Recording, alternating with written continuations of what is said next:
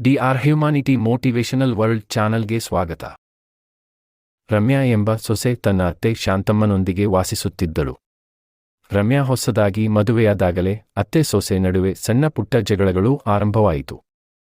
ಆಗ ರಮ್ಯಾ ಬೇಸರದಿಂದ ಗಂಡನಿಗೆ ಎಲ್ಲ ಹೇಳುತ್ತಾಳೆ. ಆಗ ಅವನು ಏನು ಮಾತಾಡದೆ ಮೌನವಾಗಿ ಏರುತ್ತಾನೆ. ಶಾಂತಮ್ಮ ತನ್ನ ಸಂಪ್ರದಾಯಗಳನ್ನು ಅನುಸರಿಸಿ ಎಲ್ಲವನ್ನೂ ತನ್ನ ರೀತಿಯಲ್ಲಿ ಮಾಡುವಂತೆ ಬಲವಂತಪಡಿಸುತ್ತಿದ್ದಳು.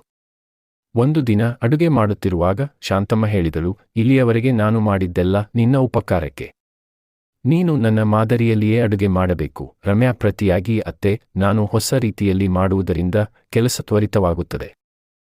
ದಯವಿಟ್ಟು ನನ್ನನ್ನು ಸ್ವಲ್ಪ ಮುಕ್ತವಾಗಿಡಿ ಎಂದಳು. ಈ ಮಾತು ಕೇಳಿ ಶಾಂತಮ್ಮ ಕೋಪದಿಂದ, ನೀನು ನನ್ನ ಮಾತನ್ನು ಕೇಳದೆ ಹೋದರೆ ಈ ಮನೆಯಲ್ಲಿರುವುದು ಕಷ್ಟ ಎಂದು ಹೇಳಿದರು. ರಮ್ಯಾ ನೋವಿನಿಂದ ಸೈತ ಮಾಡಿದಳು. ಈ ಜಗಳಗಳೇ ಅವುಗಳ ಮಗ ಶಶಿ ಮನೆಗೆ ಹಿಂತಿರುಗಿದಾಗಲೂ ಮುಂದುವರಿಯುತ್ತವೆ. ಒಂದು ದಿನ ಶಶಿ ತಾಯಿ ಮತ್ತು ಪತ್ನಿಯ ನಡುವೆ ನಡೆಯುತ್ತಿದ್ದ ಜಗಳ ನೋಡಿ ಶಶಿಗೆ ಸಾಕಾಗಿತ್ತು. ಅವನ ತಾಳ್ಮೆ ಮುಗಿದಿತ್ತು. ಆಗ ಶಶಿ ಮನೆ ಬಿಟ್ಟು ಒಂದು ವಾರ ಹೊರಟು ಹೋಗಿದ. ಆಗ ಅತ್ತೆ ಮತ್ತು ಸೊಸೆಗೆ ತಮ್ಮ ತಪ್ಪುಗಳು ಅರಿವು ಆಯಿತು.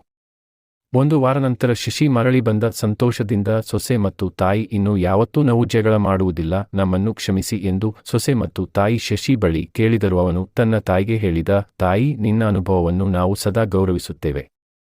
ಆದರೆ ರಮ್ಯಾ ಹೀಗೆ ಸ್ವಲ್ಪ ಸ್ವಾತಂತ್ರ್ಯದಿಂದ ಕೆಲಸ ಮಾಡಲಿ. ನಿನ್ನ ಮಾದರಿಯಲ್ಲಿಯೇ ಬಲವಂತಪಡಿಸಬೇಡ. ಮತ್ತೆ ಪತ್ನಿಗೆ ತಿರುಗಿ, ರಮ್ಯಾ, ನೀನು ಕೂಡ ಅತ್ತೆಯ ಮಾತನ್ನು ಕೇಳಿ ಅವಳ ಅನುಭವವನ್ನು ಗೌರವಿಸಬೇಕು. ನೀವು ಇಬ್ಬರೂ ಹೊಂದಾಣಿಕೆ ಸಾಧಿಸಿದರೆ ಮನೆಯಲ್ಲಿ ಶಾಂತಿ ಮತ್ತು ಸೌಹಾರ್ದತೆ ಇರುತ್ತದೆ. ಅವನ ಮಾತುಗಳು ಅವರಿಬ್ಬರ ಹೃದಯಕ್ಕೆ ತಟ್ಟಿದವು. ಶಾಂತಮ್ಮ ತನ್ನ ಪದ್ಧತಿಗಳಿಗೆ ಕಟ್ಟಿಬೀಳದೆ ರಮ್ಯಾ ಮಾಡುತ್ತಿರುವ ಹೊಸ ವಿಧಾನಗಳಿಗೆ ಸಹಕರಿಸಿದರು. ಹಾಗೇ ರಮ್ಯಾ ಶಾಂತಮ್ಮನ ಅನುಭವವನ್ನು ಗೌರವಿಸಿ ಆಕೆ ಹೇಳಿದಂತಹದ್ದರಲ್ಲಿ ಸಹಕಾರ ನೀಡತೊಡಗಿದಳು. ಹೀಗೆ ಮನೆಯಲ್ಲಿನ ವಾತಾವರಣ ಮತ್ತಷ್ಟು ಸ್ನೇಹಪೂರ್ಣ ಮತ್ತು ಶಾಂತಿಮಯವಾಯಿತು. ಈ ಕಥೆ ನಮಗೆ ಕಲಿಸುವ ನೈತಿಕ ಪಾಠವೇನೆಂದರೆ, ಪರಸ್ಪರ ಸಹಕಾರ, ಗೌರವ ಮತ್ತು ಹೊಂದಾಣಿಕೆಯ ಮೂಲಕ ಕುಟುಂಬದಲ್ಲಿ ಏನಾದರೂ ಅಸಮಾಧಾನ ಇದ್ದರೂ ಅದನ್ನು ಪರಿಹರಿಸಲು ಸಾಧ್ಯ. ಧನ್ಯವಾದಗಳು ವೀಕ್ಷಕರೇ.